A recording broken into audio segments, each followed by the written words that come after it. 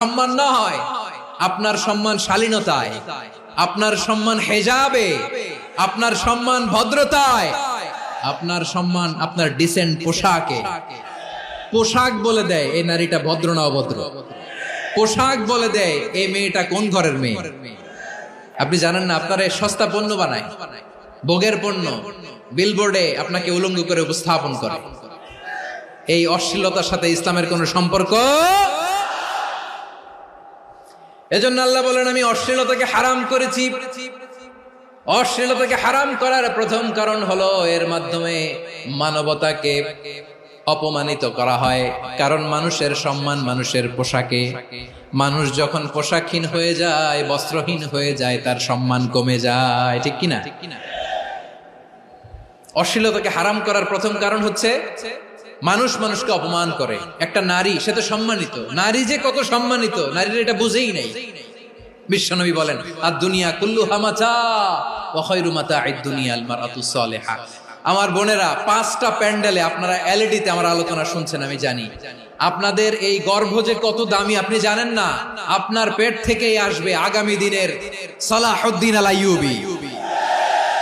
আপনার পেট থেকেই আসবে অনাগত দিনের ইমাম মাহদী আল মুনতাযর। আপনার পেট থেকেই আসবে অনাগত দিনের ফয়সাল, ওয়াসিম, মুগ্ধ, আবু সাইদের মতো বীর যোদ্ধা। আমার প্রিয় বোনেরা, আমার প্রিয় বোনেরা, বিশ্বনবীর কথার ওজন খেয়াল করেন। আর দুনিয়া কুল্লুহা মাতা ওয়া খায়রু মাতা'আদ দুনিয়া আল মারআতুস সালিহা। দুনিয়ার সবকিছুই অ্যাসেট, এর মধ্যে সবচেয়ে দামি অ্যাসেট নেককার নারী। আপনার গর্ভ যে কত দামি আপনি জানেন না। নিজের সময়টাকে কাজে লাগান, কোরআন পড়েন, সুন্নাহ পড়েন। আপনার অনেক দায়িত্ব ঘরে। You are the MD of your family. একটা family it's a very big institution. পরিবার একটা অনেক বড় প্রতিষ্ঠান। And you are the MD of your institution. আপনি এই পরিবারের MD, managing director of your family. এখানে আপনার কত দায়িত্ব।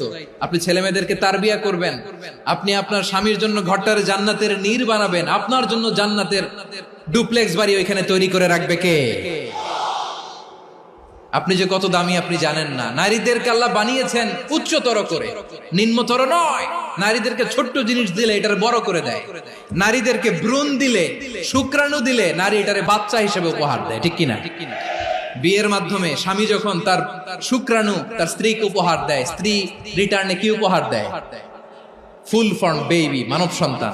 দেখছেন, আপনি দিলেন একটুকুনি, দিছে বিশাল। আপনি যদি নারীকে বাজার এনে দেন, নারী এটাকে সুস্বাদু খাবারে রূপান্তর করে দেয়। আপনি তাকে একটা মুচকি হাসি দিয়ে দেন, সে তার কলিজা দিয়ে দেয়। কিন্তু যদি আপনি তার মনে কষ্ট দেন, সে আপনার জীবনকে জাহান্নাম বানায়া দেয়। নারীর মন বুঝতে পারলে নেয়ামত, বুঝতে না পারলে কিয়ামত। আমার প্রিয় বোনেরা, আপনি যে কত দামি আপনি জানেন না। অনেক দামি আপনি। আপনাদেরকে যেন ভোগের সস্তা পণ্য বানাতে না পারে, আপনাদেরকে সচেতন থাকতে হবে। তাহলে কেন আল্লাহ তাআলা এই ফাহশা অশ্লীলতাকে হারাম করলেন? 1 নাম্বার, এতে হিউম্যান ডিগনিটি কমে। 2 নাম্বার, এতে মানুষের অধিকার নষ্ট হয়। আপনি বিয়ে করেছেন, এরে পরকিয়া করেন, ওর সাথে এরকম আছে না নাই?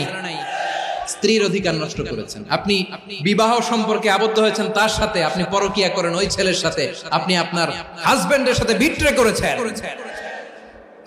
এজন্য আল্লাহ অশ্লীলতাকে হারাম করেছেন। অশ্লীলতাকে হারাম করার আরেকটা কারণ হচ্ছে আল্লাহ তাআলা এই হিউম্যান জেনারেশনকে এটাকে প্রিজার্ভ করতে চায়। হিফজুন নাসল, এটা মাকাসিদুশ শরিয়ার অনেক গুরুত্বপূর্ণ একটা মাকাসিদ, অনেক গুরুত্বপূর্ণ।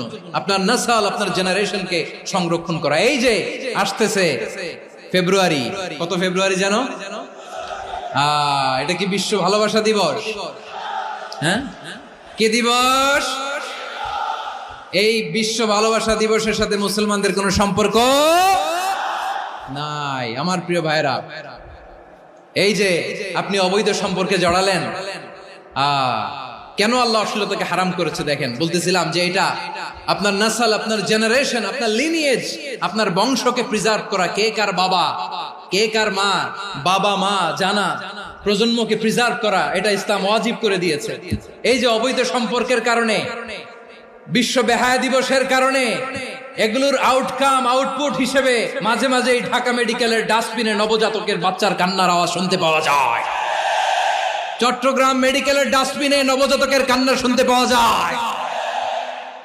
বীর চট্টলার মুসলমানেরা বুঝতে পারলে আওয়াজ করে বলেন, এই যে চট্টগ্রাম মেডিকেলে যে নবজাতকটা পাওয়া গেল, ওর বাবাকে আমাকে বলেন, ওর মাকে, ও কোন ফ্যামিলির সন্তান কেউ জানে? আপনি হিউম্যান ডিগনিটিকে অপমান করেছেন না?